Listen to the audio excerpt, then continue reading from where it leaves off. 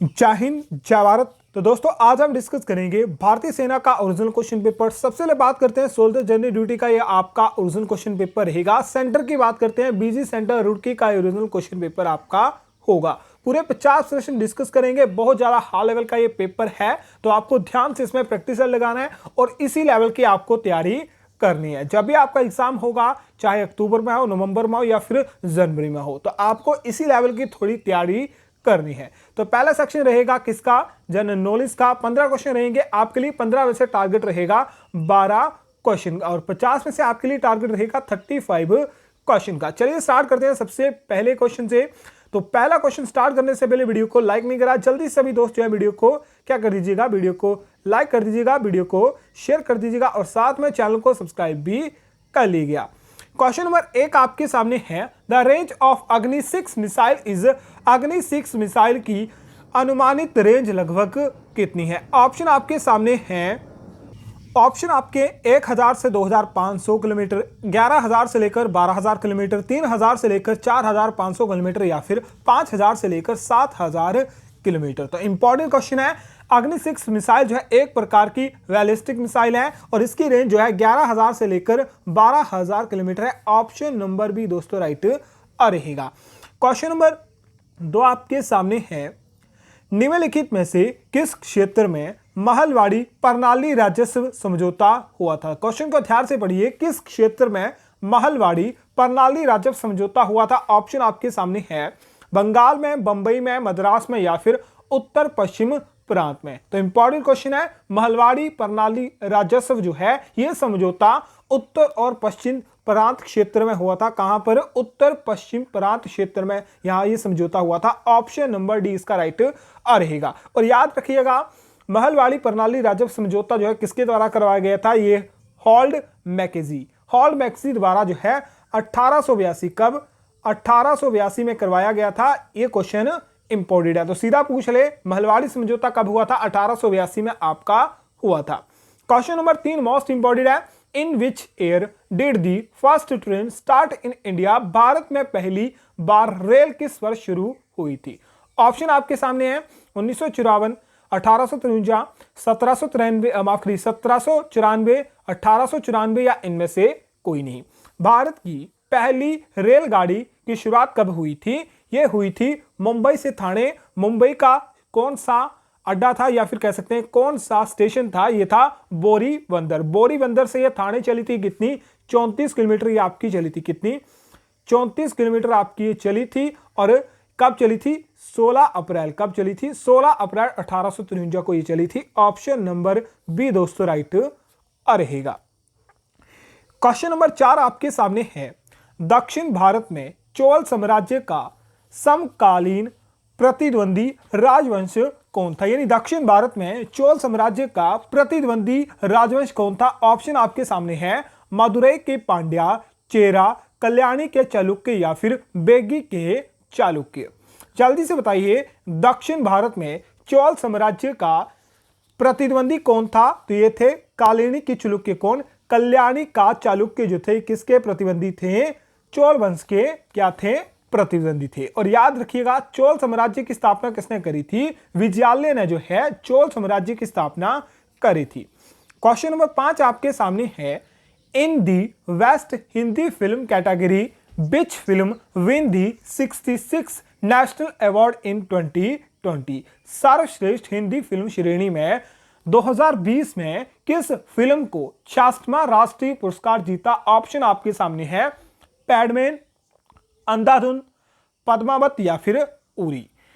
Important question है, 66वां national award 2020 में किसने जीता था? कौन सी फिल्म थी? ये थी अंधाधुन। ऑप्शन नंबर बी इसका राइट रहेगा। और याद रखिएगा, अंधाधुन के लिए अंशुमान खुराना को और उरी के लिए विक्की कौशल को जो है बेस्ट अवार्ड मिला था, बेस्ट एक्टर का अवार्ड मिला था। क्वेश्चन नंबर 6 आपके सामने है, मैकॉल की पहाड़ियों में अमरकंटक पठार पर किस नदी का उद्गम स्थान है या फिर किस नदी का उद्गम होता है? ऑप्शन आपके सामने है, नर्मदा नदी, गंडक नदी, घग्गर नदी या फिर चंबल नदी। अमरकंटक प्लेटू इन दी McCall hills mark the origin of the which river, किस नदी का उद्गम होता है? नर्मदा नदी का उद्गम होता है। ऑप्शन नंबर ए इसका राइट रहेगा। और नर्मदा नदी से याद रखना है, नर्मदा नदी का उद्गम जो है अमरकंटक पहाड़ी से मध्य प्रदेश में होता है। और नर्मदा नदी को रीवा के नाम से जाना जाता है। किस नाम से जाना जाता है? रीवा के नाम से भी जाना जाता है। और अमरकंटक से और किस नदी का उद्गम होता है, या अमरकंटक पठार से किस नदी का उद्गम होता है? नर्मदा और सोन नदी का उद्गम होता है। मोस्ट इंपोर्टेंट नदी है और एग्जाम में ये आपके पूछी जाती है। क्वेश्चन नंबर 7 आपके सामने है, संतोष ट्रॉफी और सुब्रतो कप या सुब्रतो मुखर्जी कप का संबंध किससे है? क्रिकेट, बास्केटबॉल, फुटबॉल या फिर hockey? Santosh trophy and Subroto cup are associated with, तो संबंध किससे है? फुटबॉल से इनका संबंधित है। ऑप्शन नंबर सी दोस्तों राइट रहेगा। क्वेश्चन नंबर 8 आपके सामने है, which of the following river make an industries, कौन सी नदी एक मुहाना बनाती है, यानी कौन सी नदी इनमें से मुहाना बनाती है? ऑप्शन है गोदावरी नदी, कृष्णा नदी, नर्मदा नदी या फिर महानदी। इंपॉर्टेंट क्वेश्चन है, कौन सी नदी मुहाना बनाती है? तो नर्मदा नदी जो है एक मुहाना बनाती है। ऑप्शन नंबर सी दोस्तों राइट रहेगा। और याद रखिएगा, जो नर्मदा नदी है आपको बता चुका हूं अमरकंटक से इसका उद्गम होता है। याद रखिएगा गोदावरी नदी जो है इसका उद्गम महाराष्ट्र के नासिक नाम क्या? नासिक जिले के श्रीवेश्वर, ठीक है, श्री वकेश्वर नामक स्थान से होता है। तो सीधा एग्जाम में पूछता है कि नासिक जो है ये किस नदी के किनारे बसा हुआ है? नासिक जो है गोदावरी नदी से बसा हुआ है। और एग्जाम में ये भी क्वेश्चन पूछा गया है कि जो गोदावरी नदी है इसका उद्गम कहां से होता है? तो इसका उद्गम नासिक नामक स्थान से होता है जो कि महाराष्ट्र में स्थित है। फिर पूछ लेता है कृष्णा नदी, तो कृष्णा नदी का उद्गम जो है ये इसका उद्गम भी महाराष्ट्र से होता है। महाराष्ट्र के किस स्थान से? महाबलेश्वर से। महाबलेश्वर से जो है कृष्णा नदी का उद्गम होता है। और महानदी का उद्गम जो है छत्तीसगढ़ से होता है। क्वेश्चन नंबर 9 आपके सामने है, when was the national commission for women setup, महिलाओं के लिए राष्ट्रीय कमीशन की स्थापना कब हुई थी? ऑप्शन है 92 में, 94 में, 96 में या फिर 30 में। तो महिलाओं के लिए राष्ट्रीय कमीशन की स्थापना या फिर नेशनल कमीशन की स्थापना जो कब हुई थी? 1992 में हुई थी। ऑप्शन नंबर ए इसका राइट रहेगा। क्वेश्चन नंबर 10 आपके सामने है, इस महाद्वीप में एटाकामा मरुस्थल स्थित है। इन बीच कॉन्टिनेंट इन दी एटाकामा डिजर्ट लोकेटेड, एटाकामा मरुस्थल कहां पर स्थित है? एशिया महाद्वीप में, यूरोप महाद्वीप में, अफ्रीका महाद्वीप में या फिर दक्षिण अमेरिका महाद्वीप में? राइट आंसर क्या रहेगा? एटाकामा मरुस्थल जो है कहां पर स्थित है? यह दक्षिण अमेरिका में स्थित है। ऑप्शन नंबर डी दोस्तों राइट रहेगा। क्वेश्चन नंबर 11 आपके सामने है, अश्विनी बोपन्ना का संबंध किस खेल से है? फुटबॉल से, हॉकी से, बैडमिंटन से या फिर शतरंज से? Ashwini Bopanna is associated with which game? Choose the correct answer. तो किससे संबंधित है? ये आपके बैडमिंटन से संबंधित है। ऑप्शन नंबर सी इसका राइट रहेगा। और अश्विनी बोपन्ना, ठीक है, अश्विनी बोपन्ना जो है एक महिला है और इनके साथ नाम किसका जुड़ता है? इनके साथ नाम जुड़ता है ज्वाला गुट्टा का। तो ज्वाला गुट्टा किस खेल से संबंधित है? ये भी आपकी बैडमिंटन से संबंधित है।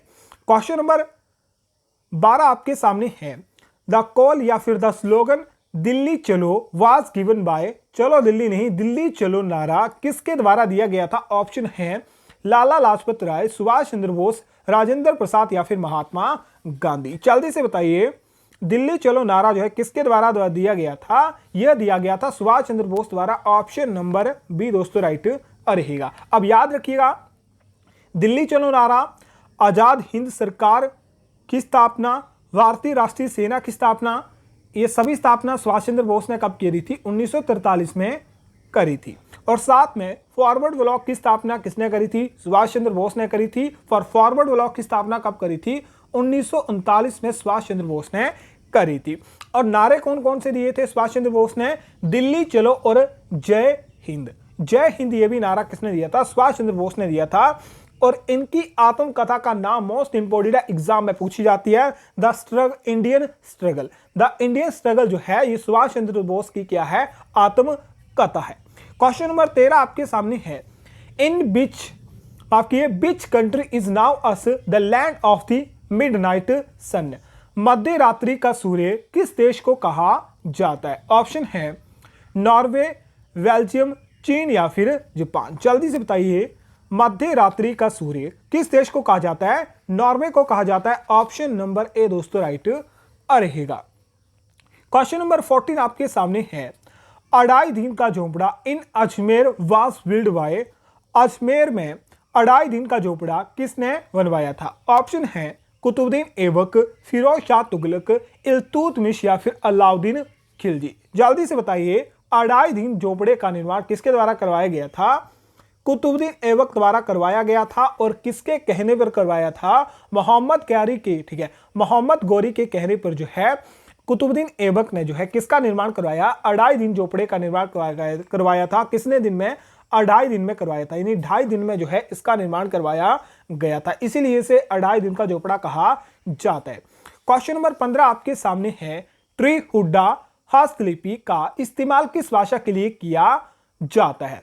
Tirhuta script is used to write which language? Option है मणिपुरी, मैथिली, सिंधी या फिर कोंकणी।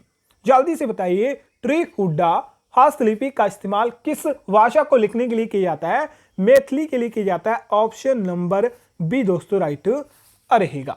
जल्दी से बताइए, जीके के 15 क्वेश्चन में से कितने क्वेश्चन आपके राइट थे? और दोस्तों वीडियो को लाइक नहीं करा, जल्दी से अभी दोस्त जो है वीडियो को लाइक और वीडियो को शेयर कर दीजिए। नेक्स्ट सेशन बी रहेगा जनरल साइंस का। जनरल साइंस के 15 क्वेश्चन में से कितने क्वेश्चन आपके राइट होते हैं? मेरे पास टारगेट रहेगा 12 क्वेश्चन का। नेक्स्ट क्वेश्चन आपके सामने है, बंदूक से छोड़ी गई गोली में होती है a bullet fired from the rifle has. कौन सी गति होगी अगर बंदूक से गोली छोड़ देंगे? Kinetic energy, potential energy, both kinetic और पोटेंशियल या इनमें से कोई नहीं।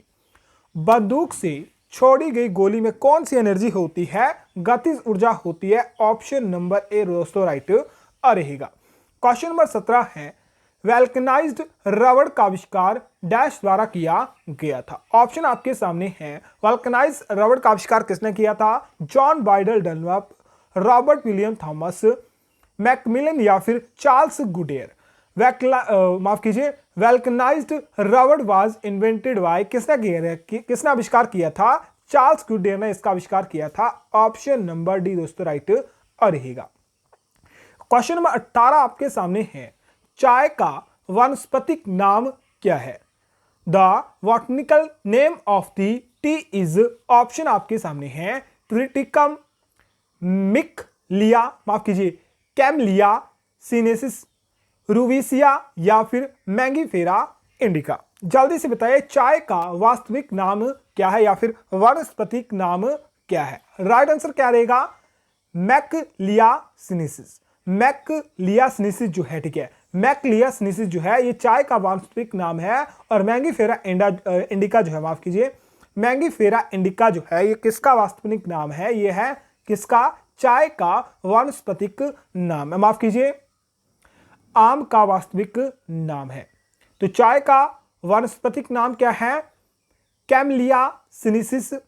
और मैंगीफेरा इंडिका आम का वनस्पतिक नाम है। क्वेश्चन नंबर 18 आपके सामने है, डायलिसिस का प्रयोग डैश के इलाज में किया जाता है। Dialysis is used for the treatment of, किसके लिए? हृदय, गुर्दे के लिए, मस्तिष्क के लिए, इनमें से कोई नहीं। हार्ट, किडनी, ब्रेन या नन ऑफ दिस। तो याद रखिएगा, डायलिसिस का प्रयोग किसके लिए किया जाता है? किडनी के लिए किया जाता है, नहीं किसके लिए? गुर्दे की निर्बलता के लिए किया जाता है। ऑप्शन नंबर बी राइट रहेगा। क्वेश्चन नंबर 20 आपके सामने है, अस्थायी निकायों के नियमों को डैश द्वारा खोजा गया था। The law of floating bodies was discovered by. तो लॉ ऑफ फ्लोटिंग बॉडी किसने दिया था? यानी अस्थायी निकायों के नियम को किसने किया था? किसने प्रतिपादित किया था?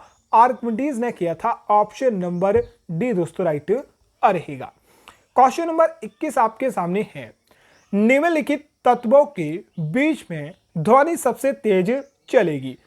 Among the following materials sound travel fastest in steel, water, air या फिर वैक्यूम।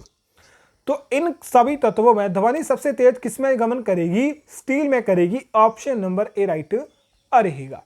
क्वेश्चन नंबर 22 आपके सामने है, the heartiest form of carbon is, carbon का सबसे कठोर रूप होता है हीरा, कॉल, चारकोल या फिर ग्रेफाइट। यहां हार्टेस्ट फॉर्म पूछी हुई है तो सबसे कठोर रूप होता है कार्बन का हीरा, ऑप्शन नंबर ए राइट रहेगा। क्वेश्चन नंबर 23 आपके सामने है,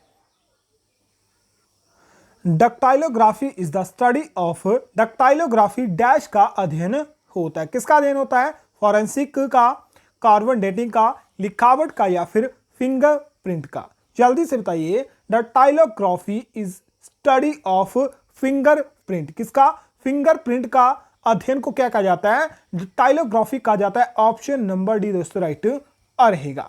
क्वेश्चन नंबर 24 से पहले दोस्तों वीडियो को लाइक नहीं करा, जल्दी सभी दोस्त वीडियो को लाइक और वीडियो को शेयर कर दीजिएगा। क्वेश्चन नंबर 24 आपके सामने है, lens is made of, lens का डैश से बना होता है, लेंस किसका बना होता है, ऑर्डिनरी ग्लास का, पायरेक्स ग्लास का, वोलेंट ग्लास का या फिर कोबाल्ट ग्लास का। जल्दी से बताइए, लेंस किसका बना होता है, किसका बना होता है, फ्लिंट कांच का जो बना होता है, किसका, फ्लिंट कांच का बना होता है लेंस आपका।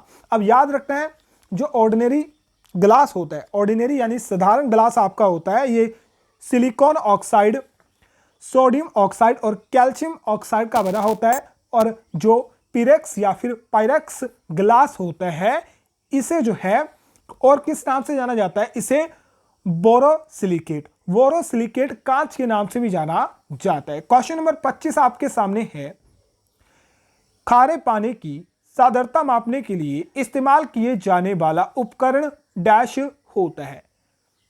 अब खारे पानी की सादरता मापने के लिए किस उपकरण का प्रयोग करेंगे, गैल्वेनोमीटर का, सेलिनोमीटर का, फैथोमीटर का, यहां से कर लीजिएगा, फैथोमीटर का या फिर पीएच मीटर का। तो खारे पानी की सादरता मापने के लिए सेलिनोमीटर का प्रयोग किया जाता है, और गैल्वेनोमीटर से क्या मापा जाता है, गैल्वेनोमीटर से कम परिणाम की विद्युत धारा मापी जाती है, कह सकते हैं विद्युत धारा मापी जाती है वो कम परिणाम की होती है। और फैथोमीटर मोस्ट इंपॉर्टेंट है, याद रख लीजिएगा, समुद्र की गहराई किसके द्वारा मापी जाती है, तो समुद्र की गहराई आपकी फैथोमीटर द्वारा मापी जाती है।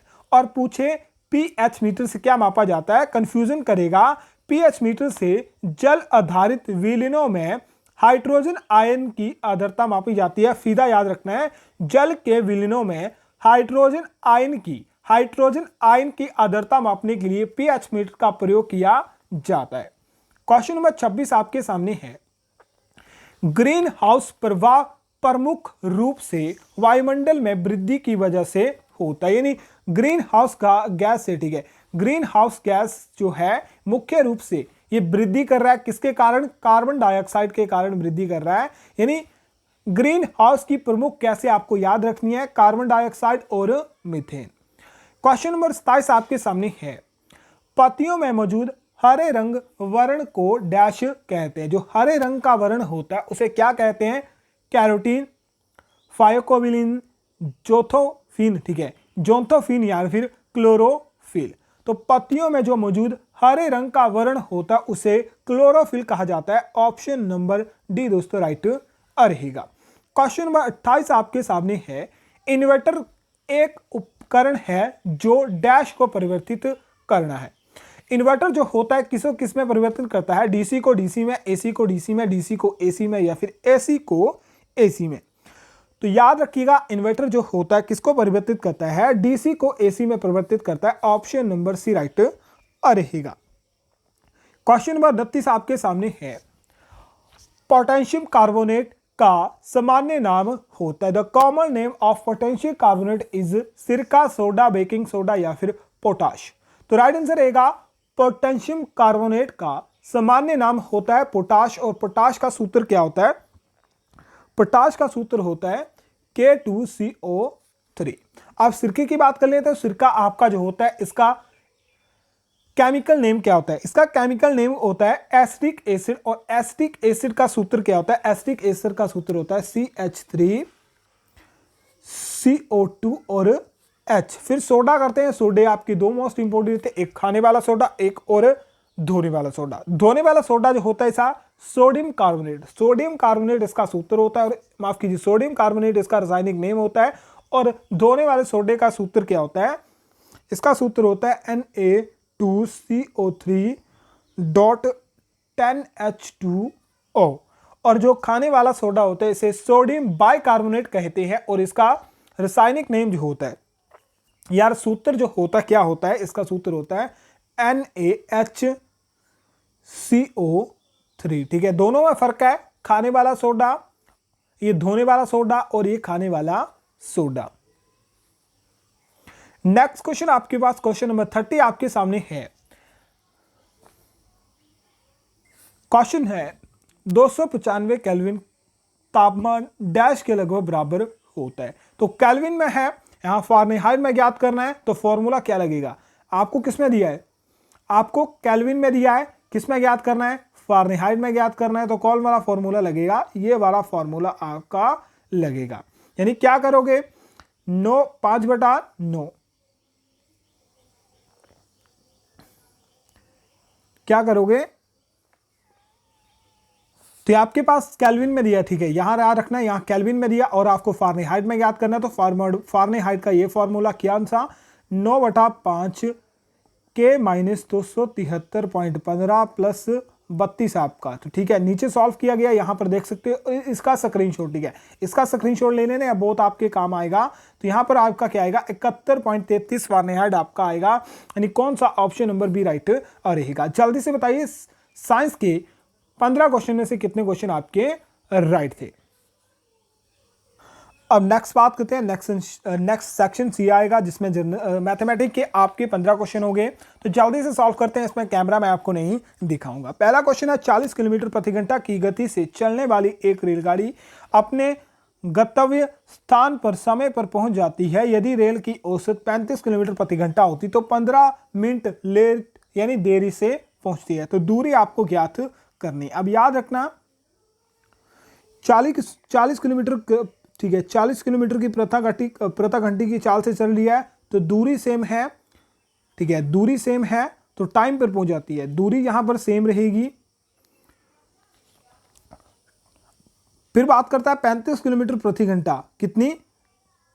35 किलोमीटर प्रति घंटा की चाल से चलती है, तो कितनी देरी हो जाती है उसे जो है 15 मिनट लेट हो जाता है। अब 15 मिनट लेट हो जाता है, इसी में आपको सॉल्व।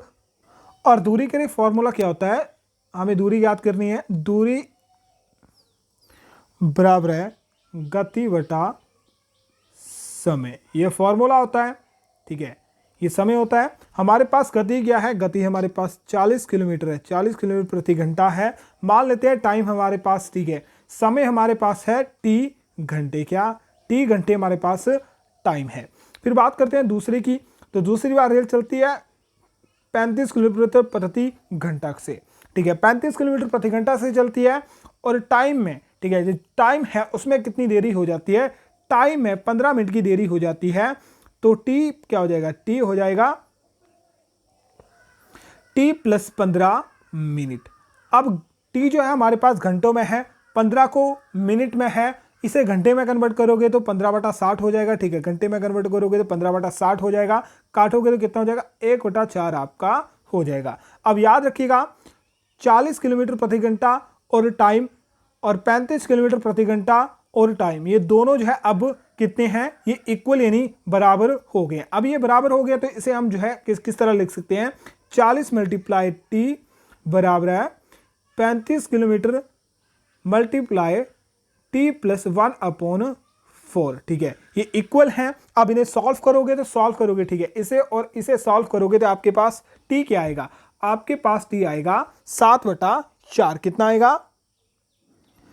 7/4 आपका आएगा। ठीक है, इसे सॉल्व आपको खुद करना है, मैं सॉल्व करके नहीं बताऊंगा। अब टी आपके पास आ गया, अब आप दूरी निकाल सकते हो। और जो वास्तविक यानी रेल आपकी गति थी वो क्या थी? 40 किलोमीटर प्रति घंटा थी। कितनी थी? 40 किलोमीटर, कितनी? 40 किलोमीटर प्रति घंटा थी। और आपके पास समय क्या था? समय हमने टी माना था, टी हमारे पास 7/4 आया था। 4 से काटा, 10 आगे, 10 से मल्टीप्लाई करो कितना? 70 आपके पास किलोमीटर आपका दूरी आगे कितनी होगी? 70 किलोमीटर दूरी होगी। नेक्स्ट क्वेश्चन है 5 व्यक्ति अगर एक काम को 12 दिन में करते हैं तो उसी काम को 6 व्यक्ति, यहां से लीजिएगा 6 व्यक्ति कितने दिन में करेंगे। 5 आदमी, माफ कीजिएगा, 5 आदमी 12 दिन में काम एक ही है तो काम का फर्क नहीं पड़ता। और 6 व्यक्ति कितने में, 6 से काटा 2, 6 के काटा 2, 2 से मल्टीप्लाई करा 5 को कितना, 10 दिन, तो 10 दिन में काम समाप्त होगा। राइट आंसर 10 दिन आपका आएगा। नेक्स्ट क्वेश्चन आपके सामने है, निम्नलिखित मिश्री संख्या की अनुचित अंश के रूप में लिखिए। तो 6 से ही 2/5 को सॉल्व करेंगे तो 6 पंजे 30 होते हैं, 30 + 2 कितने होते हैं, 32 होते हैं। तो 32/5 आपके पास राइट आंसर आ गया।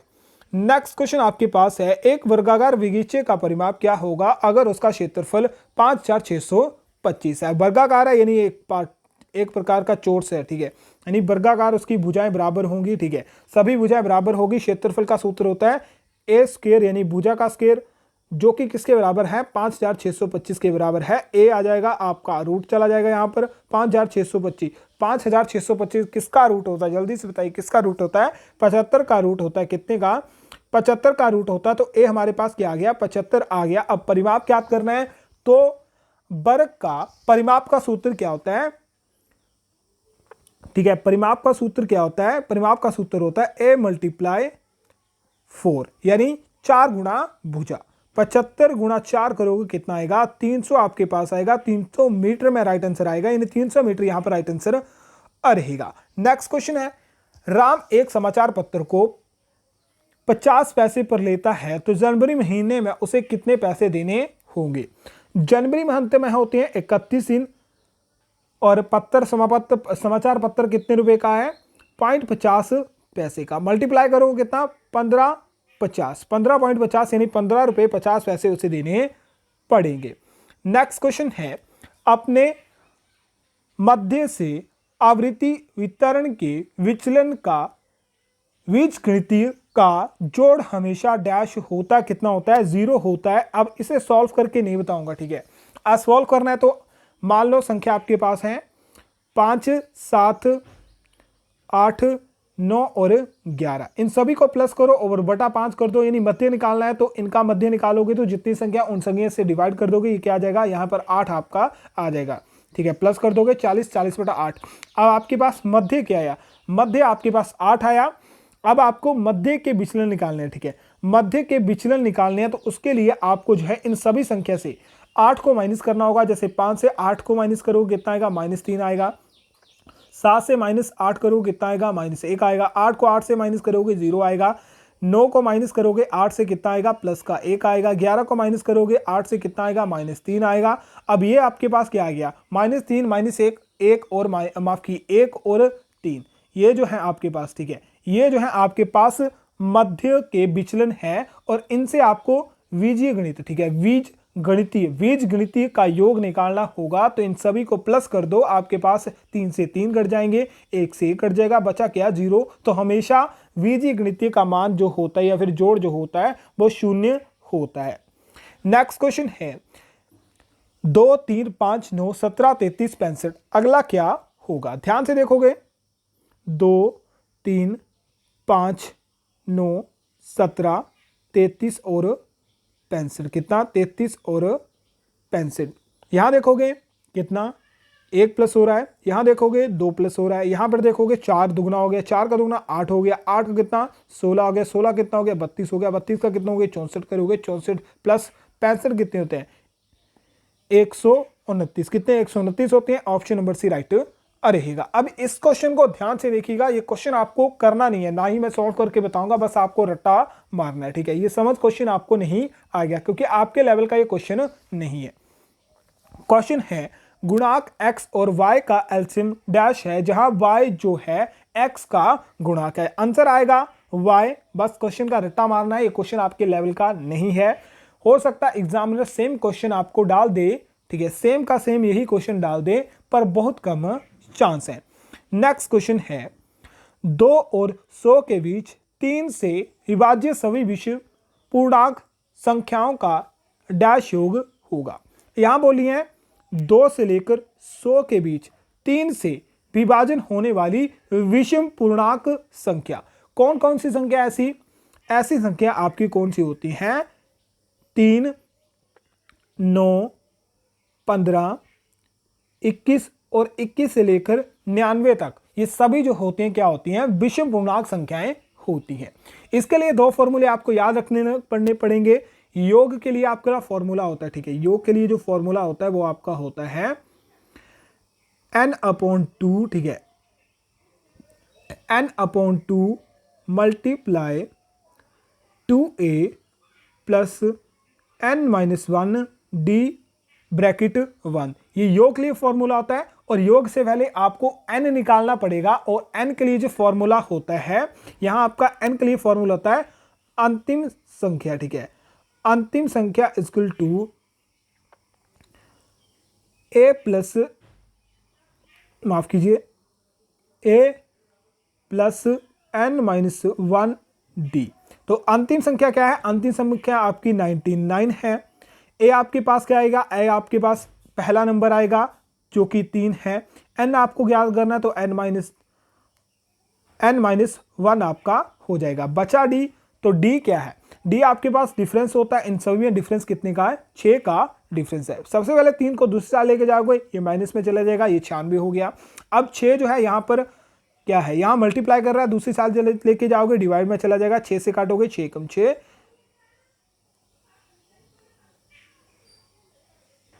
6 छक्के 36, कितने से कट गया? 16 से आपका कट गया, तो बचा क्या? 16 इक्वल टू n-1, -1 है, दूसरी साइड लेके चल जाओगे प्लस से चल जाएगा, तो n इक्वल टू कितना हो जाएगा? 17 आपके पास हो जाएगा। n आपके पास क्या हो गया? कितना?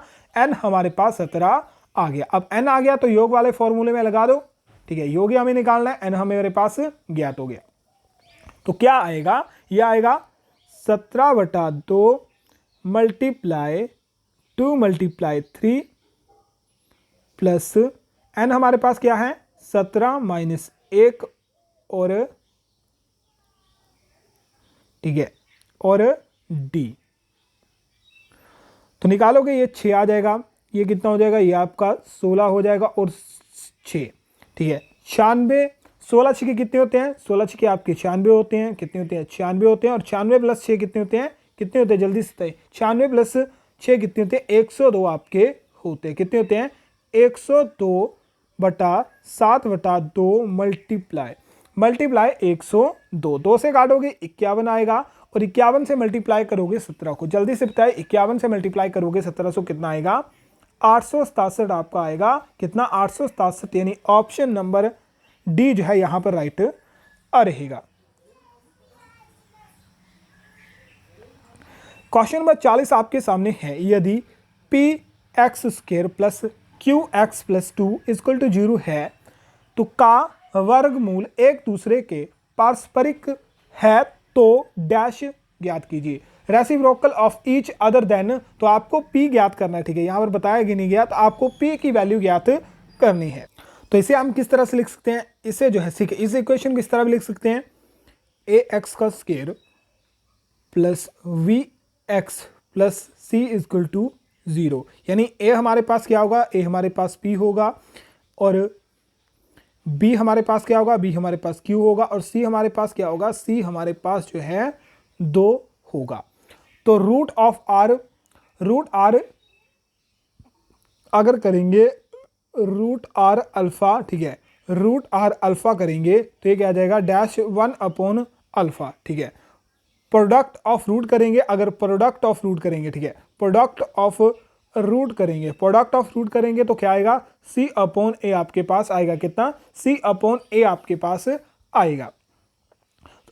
तो इसे सॉल्व करेंगे, अल्फा डैश 1/अल्फा बराबर c/a, तो अल्फा हमारे पास है नहीं, अल्फा से अल्फा कट गया, ठीक है, ये आपका 1 आ गया। 1 इक्वल टू c/2 है, और हमारे पास c कितना है? c हमारे पास 2 है, और p हमारे पास, माफ कीजिए, a हमारे पास कितना है?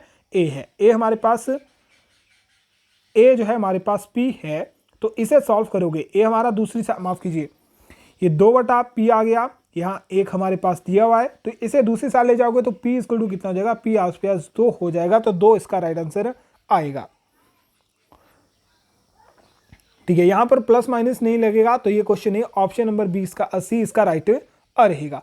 और ध्यान से देखिएगा, एक परीक्षा में विद्यार्थी 40% अंक चाहिए, सभी प्रश्नों के अंक बराबर हैं। एक विद्यार्थी ने 15 सवाल हल करके 10 सही उत्तर दिए, तो परीक्षा में कुल कितने प्रश्न थे। अब यहां पर कंफ्यूजन किया गया है आपको 40% अंक, ठीक है, 40% अंक आपको पास होने के लिए चाहिए। 15 क्वेश्चन उसने करे, ठीक है, 15 क्वेश्चन उसने करे, 10 क्वेश्चन उसने सही दिए, तो 10 क्वेश्चन उसने सही दिए, ये नहीं बताया जो 10 क्वेश्चन दिए उससे वो पास हो गया या नहीं हो गया। तो 10 क्वेश्चन से हम मान लेते हैं कि 10 क्वेश्चन से वो पास हो गया, यानी 40% किसके बराबर है, 10 क्वेश्चन के बराबर है, ठीक है, 10 क्वेश्चन के बराबर है ये 40। तो यहां पर बस इसे सॉल्व करो, 10 बटा दूसरी साइड ले जाएगा तो 40 आपका बटा में चल जाएगा और 100 जो है ऊपर मल्टीप्लाई में चला जाएगा। 0 से 0 कटेगी, 4 से कटेगा, 25 आएगा। तो टोटल कितने क्वेश्चन थे, टोटल आपके 25 क्वेश्चन थे क्वेश्चन पेपर में या फिर परीक्षा में। क्वेश्चन नंबर 42 आपके सामने है 2.81.002.01, ये 2 आ गया, ये 2 आ गया, 8 और 2, 2.822 इसका राइट आंसर आएगा। नेक्स्ट क्वेश्चन आपके पास है x plus 1/x equal to 3 है, यहां 3 आएगा, ठीक है, 3, तो x square plus 1/x square क्या होगा, आपसे ये पूछा हुआ, याद रखिएगा यहां पर x का स्क्वायर प्लस 1/x का स्क्वायर, ठीक है, ये आपसे पूछा गया है। अब यहां पर फॉर्मूला क्या लग सकता है, यहां पर फॉर्मूला लग सकता है a प्लस वी का whole square equal to a square plus V square plus 2ab, ये वाला फॉर्मूला लगाओगे तो क्या आएगा,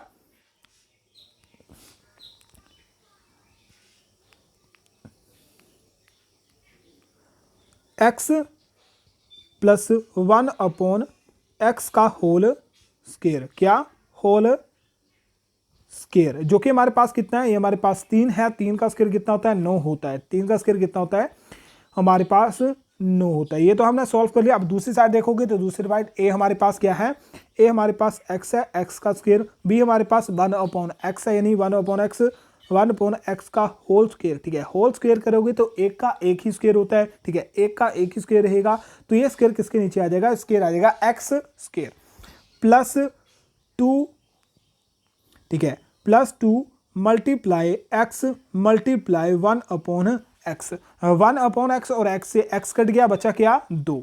अब बचा क्या हमारे पास x स्क्वायर प्लस 1/x का x स्क्वायर, ठीक है, 1/x का स्क्वायर प्लस 2 बराबर है 9। 2 प्लस क्या है, दूसरी साइड लेके चले जाओगे कितने हो जाएंगे, 7 हो जाएंगे, और 7 हमारे पास क्या है, x का स्क्वायर प्लस 1/x का होल स्क्वायर, ठीक है, या फिर x का स्क्वायर, और यही हमसे पूछा गया था, वो कितना आएगा, वो 7 हमारे पास आएगा, कितना 7 हमारे पास पूछा गया। नेक्स्ट क्वेश्चन है 2 टेबल और 3 कुर्सियों का मूल्य कितना है, 3500 है, तो 3 टेबल और 2 कुर्सियों का मूल्य 4000 है, तो एक कुर्सी, यहां कुर्सी नहीं होगा, एक कुर्सी और एक चेयर का, यानी एक टेबल का, एक कुर्सी और एक टेबल का मूल्य क्या होगा। क्वेश्चन सॉल्व कीजिए। क्वेश्चन है 2 टेबल प्लस 3 चेयर का मूल्य कितना है, 3500 है। फिर बोलता है 3 टेबल प्लस 2 चेयर का मूल्य 4500 है। अब इन्हें क्या करना है, इन्हें कर दो आप प्लस, ठीक है, क्या आ जाएगा आपके पास, 5 टेबल प्लस 5 चेयर कितने हो गए, 5700 के, 4500 के बराबर है। 5 से काट दोगे, 5 से कट गया, 5 से कट गया, 5 से ये कट गया, ठीक है, 5 में सभी सेम है, तो 5 से काट दोगे, ठीक है, 5 से काट दो, ठीक है, काटा के साथ ये कंफ्यूजन नहीं होना, ठीक है, यहां से 5 कॉमन निकाल लो, 5 कॉमन निकाल लो, 5 यहां से कट गए, तो बचा क्या, एक चेयर प्लस एक टेबल, ठीक है, एक टेबल और एक चेयर कितना बच गया, 1500 रुपये बच गया, और हमसे यही पूछा हुआ एक चेयर और एक टेबल का मूल्य कितना है, 1500 रुपये है। क्वेश्चन नंबर 45 है, एक व्यापारी अंकित मूल्य पर 10% छूट देता है तो व्यापारी अंकित मूल्य कितना बढ़ाएगा कि उसे 8% का लाभ हो। माना कि क्रय मूल्य है कितना 100 रुपये, कितना है 100 रुपये, उस पर लाभ कितना होगा, उस पर लाभ होगा उसे कितना 8 रुपये, कितना 8% का 100 का 8% कितना होता है 8 रुपये, ठीक है 8 रुपये। अब विक्रय मूल्य हमारे पास क्या आ गया, विक्रय मूल्य हमारे पास आ गया, नहीं उसे हम बेचेंगे कितने, विक्रय मूल्य हमारे पास आ गया कितना 108 में, कितना 108, विक्रय मूल्य हमारे पास 8 आ गया। अब अंकित मूल्य, ठीक है मान लेते हैं अंकित मूल्य हमारे पास कितना है, अंकित मूल्य हमारे पास x है, कितना है x है। अब उस पर छूट कितने देते हैं हम, ठीक है अंकित मूल्य हमारे पास x है। अब सॉल्व करोगे, ठीक है सॉल्व करोगे कितने रुपए की छूट देगा, तो सॉल्व किस तरह से करोगे, अंकित मूल्य मल्टीप्लाई 10% की छूट, ठीक है अंकित मूल्य मल्टीप्लाई 10% की छूट। किसी भी कोई भी चीज होती है 100 रुपये की होती है, 100 रुपये में या 100% में 10 की छूट देंगे तो वस्तु कितने की 90 की होगी, ठीक है 90/100 कितना 90/100 और मल्टीप्लाई नहीं बराबर कितना हो जाएगा 108 यानी विक्रय मूल्य के बराबर हो जाएगा। ये मल्टीप्लाई करोगे 100 दूसरी साइड आ जाएगा, 90 आपका नीचे आ जाएगा, ठीक है तो 0 से 0 कटा, 8 से 8, 9 एकम 9, 9 दूने 18 तो 120 कितना आ गया 120 आपका आ गया। अब 120 हमारे पास क्या है, ठीक है 120 जो है हमारे पास क्या है वस्तु को, तो वस्तु को बेचा जाएगा 120 रुपए में, उसका क्रय मूल्य कितना, यानी हमने मारा कितना था क्रय मूल्य इसका 100 रुपए है, तो 100 में 120 कर दो माइनस कितना 20%, ठीक है उसे जो है 20% क्या करना पड़ेगा, व्यापारी को अंकित मूल्य का कितना प्रतिशत लाभ होगा, 20% का लाभ होगा। माफ कीजिए अंकित मूल्य में कितने प्रतिशत बढ़ोतरी करने की पड़ेगी, 20% की बढ़ोतरी करनी पड़ेगी।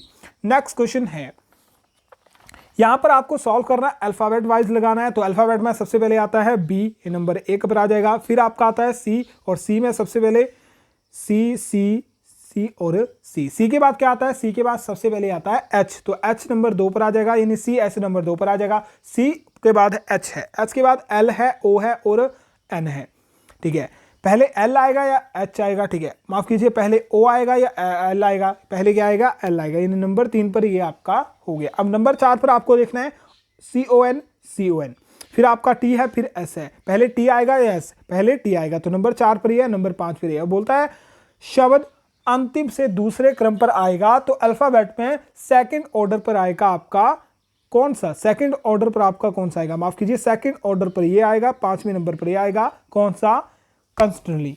ऑप्शन नंबर डी इसका राइट रहेगा। क्वेश्चन नंबर 47 है, निम्नलिखित में से विषम का चुनाव करिए, लुहार, नाई, दर्जी या फिर बढ़ई। लुहार जो है ठीक है क्या बनाता है, लोहे के सामान बनाता है, दर्जी जो है कपड़े बनाता है, बढ़ई जो है कुछ ऐसा ही आपका करता है, और नाई जो है ये बाल काटता है। तो इनमें अलग कौन है, नाई है, क्या है नाई है। नेक्स्ट आपका ABCD लिखो जल्दी से और सॉल्व करो, देखोगे A B D dash K और P, ठीक है A से B प्लस 1 हो रहा है, B से D कितना होता है प्लस 2 हो रहा है, और D से आगे देखोगे तो प्लस 3 कर लो, प्लस 3 करोगे क्या आएगा, प्लस 3 करोगे क्या आएगा G आपके पास आएगा, और G से प्लस, ठीक है यहाँ G आ गया, G से प्लस 4 करोगे, G से प्लस 4 करोगे K आता है, और K से प्लस 5 करोगे P आपका आता ही नहीं, यहाँ पर G आपका आएगा। नेक्स्ट क्वेश्चन है, अल्फाबेट में लिखिए, माफ कीजिए कोड आपको ज्ञात करना है AWAK और E। लिखता क्या है Z अवी ZJD, A से -1 करोगे Z आएगा, W से -1 करोगे अवी आएगा, A से -1 करोगे Z आएगा, K से -1 करोगे J आएगा, और E से -1 करोगे D आपका आएगा, यानी इन सभी में -1 हो रहा है। F में -1 करोगे क्या आएगा, E आपका आएगा, R में -1 करोगे क्या आएगा, Q आपका आएगा, I में -1 करोगे क्या आएगा, H आपका आएगा, और N माफ कीजिए E में -1 करोगे क्या आएगा, D आपके पास आएगा, और N में -1 करोगे M आएगा, और D में माइनस करोगे तो C आपका आएगा। कौन सा, ऑप्शन नंबर डी यहाँ पर राइट रहेगा। लास्ट क्वेश्चन है, रेल, बस, पहिया या फिर नाव। रेल, बस, नाव ये सभी जो है एक प्रकार के क्या है, एक प्रकार के वाहन है। पहिया जो है इसमें अलग है, क्या है, पहिया इसमें अलग है। तो राइट आंसर आपका पहिया रहेगा। चलिए दोस्तों जल्दी से बताइए 50 में से कितने क्वेश्चन आपके राइट थे। क्वेश्चन पेपर बहुत ही हाई लेवल का था, तो 30 से 35 क्वेश्चन भी अगर आपके सही रहते हैं तो बहुत अच्छी तैयारी आपकी चली हुई है। चलिए मिलते हैं कोई शानदार वीडियो में, तब तक के लिए अपने ख्याल रखिए, अपने घर वाले ख्याल रखिए। जय हिंद, जय